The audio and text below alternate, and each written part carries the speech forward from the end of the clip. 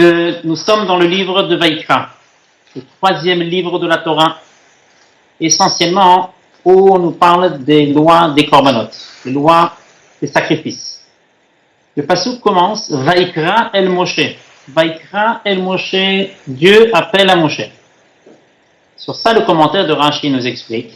Vaïkra, c'est un langage chiba, c'est un langage d'amour.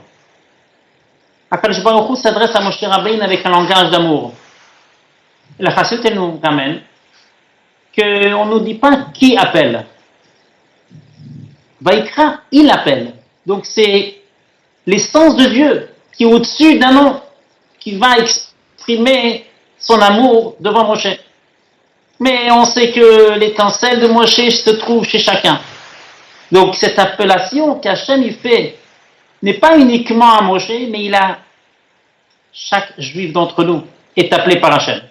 Et Hachem lui-même, par son essence, appelle à chacun avec un langage de Vaïkra, un langage de bienfaisance. Et il va nous enseigner les lois des korbanot, les lois des sacrifices. Que le message des sacrifices, il est une expression d'attachement du juif vers Hachem. Cette notion de Vaïkra qui est chérie, on le retrouve aussi dans l'Haftara, qui est lu après la lecture de la Torah. Et cette Haftara, elle commence Amzu yatsartali tehilati saperu. On est en train d'exprimer dans cette Haftara le chérissement énorme qu'Hachem donne à son peuple. Quand on prend la première partie de ce verset, Amzu yatsartali exprime la qualité intense du peuple juif. La deuxième partie, Tehilati et Saperu, c'est concernant les actions du juif, la prière du juif, la Torah, les mitzvot qui sont une expression comment le juif va exprimer son attachement avec Akadosh Baruch Hu. Et c'est une manière pour dire qu'il y a l'attachement que le juif a vers Hachem avec son investissement, son travail, mais il y a aussi une expression comment il chérit Tehillah qui vient par rapport à l'existence du juif. C'est ce qu'on voit dans le pasuk. Am zu yatsarteli. Le peuple en soi, déjà, c'est un peuple de Dieu, et par rapport à son existence, il exprime déjà son attachement avec Hachem. On sait bien que En Melech Beloam, il n'y a pas de roi sans peuple. Forcément, Akadosh Baruch Hu, il est Melech, il est roi parce que nous sommes son peuple. Et c'est ce que le pasuk veut nous exprimer. Yatsartali, ça veut dire que ce peuple que j'ai formé, que j'ai créé, c'est pour moi. Donc l'existence du juif exprime sa gratitude devant Akadosh Baruch Hu. Le fait qu'on est existant, malgré toutes les difficultés que nous vivons, comme nos Chachamim disent, on est considéré comme un agneau entouré de 70 loups. Où nous voyons des empires de l'époque qui ne sont plus là. Et nous sommes toujours là. C'est le moyen comment exprimer la louange de Dieu. Le fait d'exister, c'est déjà la louange de Dieu. Et comme le Rabbi dit, malheureusement, nous avons vécu ces dernières années la Shoah, où le monde a tremblé, le peuple juif a été touché énormément. Et nous voyons comment le juif, il est toujours fidèle à Dieu, toujours existant. C'est l'expression Tehilati Saperu. C'est le moyen comment exprimer notre attachement avec le Créateur.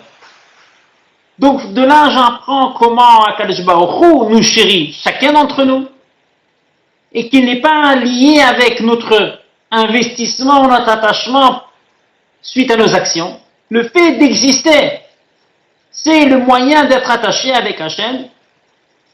Alors, nous devons apprendre là un message extraordinaire, comment il faut aimer chaque juif, et il faut trouver les circonstances pour bien à chaque juif.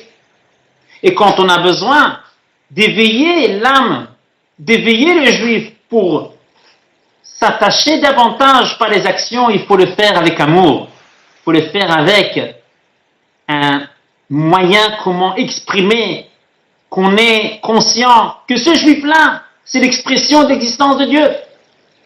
Et c'est ce que nous voyons dans le mot Vaïkra, qu'Hachem appelle. Et comme nous disons, c'est un moyen comment Hachem appelle à chacun d'entre nous. Nous voyons quand même une différence.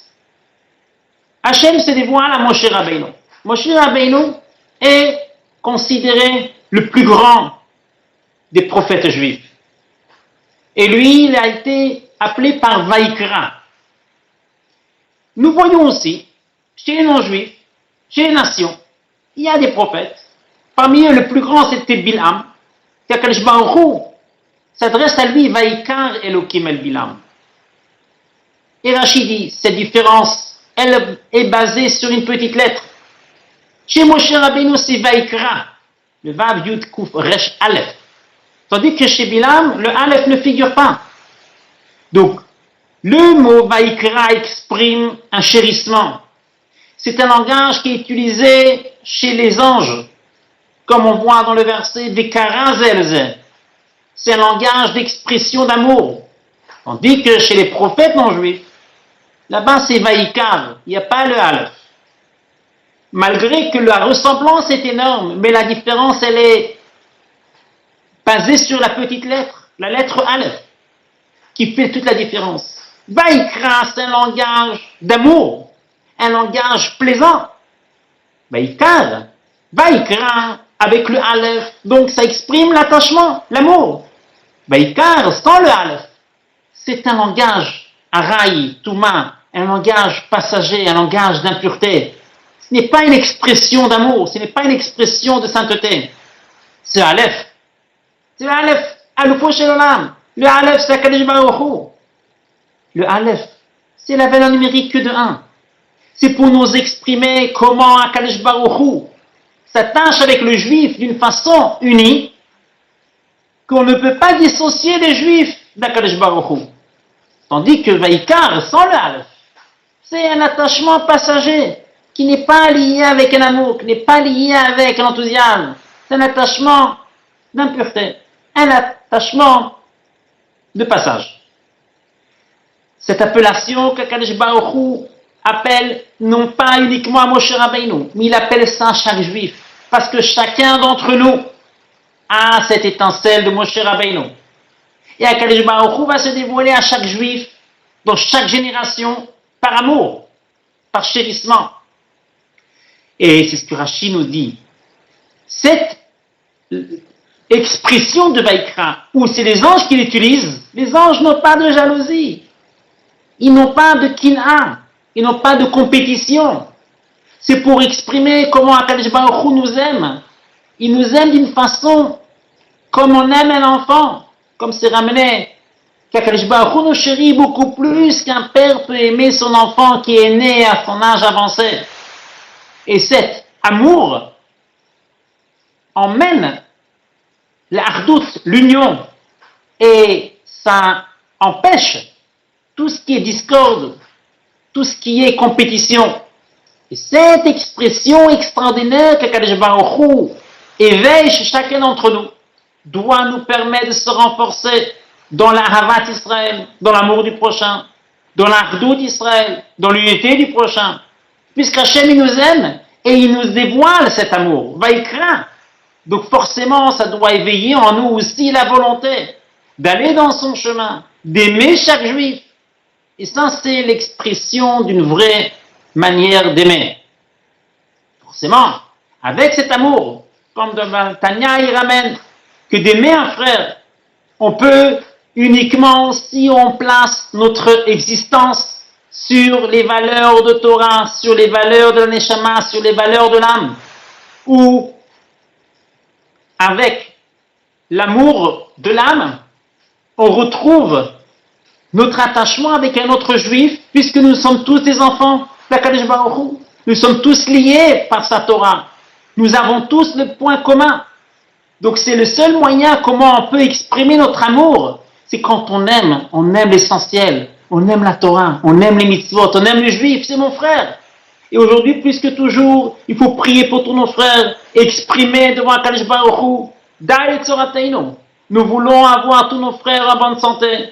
Et nous avons besoin de chacun d'entre nous, avec tous ses membres, puisque nos membres sont liés avec les mitzvot. Nous avons 613 mitzvot, et chaque juif est basé sur les 613 mitzvot. Nous avons 613 membres, 248 membres et 365 veines qui forment le chiffre 613. Donc c'est mitzvot que nous allons faire par amour pour Hachem et de implorer à Kadosh Baruch Hu que nous voulons avoir déjà la finalité qui était promise par Kadosh Baruch Hu à travers le Navi de notre génération, le Rabbi. Higia Azman Gulatrem, le moment de la délivrance est arrivé et le Rabbi nous a annoncé que cette venue est déjà imminente et qu'on est déjà en route, comme il a dit par rapport au journaliste qui est passé devant lui. Quel est votre message au monde, dit le Rabbi? Mashiach est en route, il est imminent, et que notre comportement d'aujourd'hui doit être différent d'hier, et notre comportement de demain doit être différent d'aujourd'hui, pour vouloir progresser, avancer. Et c'est la seule façon comment, Bezrat Hashem, on pourra vraiment tout de suite accueillir Mashiach Tzidkeinu dans la bonne santé, et tous ensemble rentrer notre vraie maison, le troisième Beth Amikdash construit par Mashiach Tzidkeinu. Amen et Amen.